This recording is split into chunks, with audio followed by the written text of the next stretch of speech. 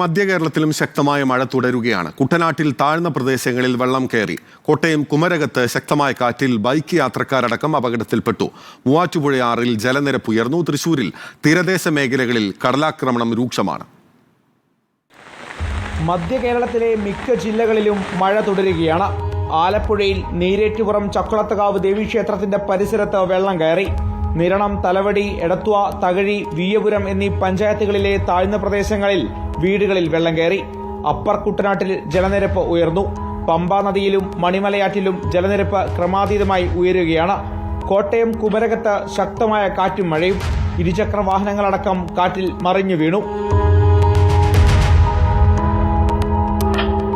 താഴത്തങ്ങാടി ഭാഗത്ത് മീനച്ചിലാറിന്റെ തീരത്ത് വൻമരം കടപുഴകി റോഡ് തകർന്നു. തൃശൂർ ജില്ലയിലെ തീരദേശ മേഖലയിൽ കടലാക്രമണം രൂക്ഷമാണ്. ചാവക്കാട് മുനക്കക്കടവിൽ കടൽഭിത്തി തകർന്നു. 30ഓളം വീടുകളിൽ വെള്ളം കയറി. പെരിങ്ങൽകുത്ത് ഡാമിന്റെ 2 ഷട്ടറുകൾ തുറന്നിട്ടുണ്ട്. മൂന്നാറിൽ ഒരു ദുരിതാശ്വാസ ക്യാമ്പ് തുറന്നു. മൂവാറ്റുപുഴയാറിൽ ജലനിരപ്പ് ഉയർന്നു. ത്രിവേണി സംഗമം മുതൽ ലതാപാലം വരെയുള്ള പുഴയോര നടപ്പാതകളും കുളിക്കടവുകളും വെള്ളത്തിൽ മുങ്ങി. മലങ്കര ഡാമിന്റെ 3 ഷട്ടറുകൾ ഉയർത്തിയതും കനത്ത മഴയുമാണ് ജലനിരപ്പ് ക്രമാതീതമായി ഉയരാൻ കാരണം. വിവിധ ബ്യൂറോകൾക്കൊപ്പം റിപ്പോർട്ടർ, കൊച്ചി.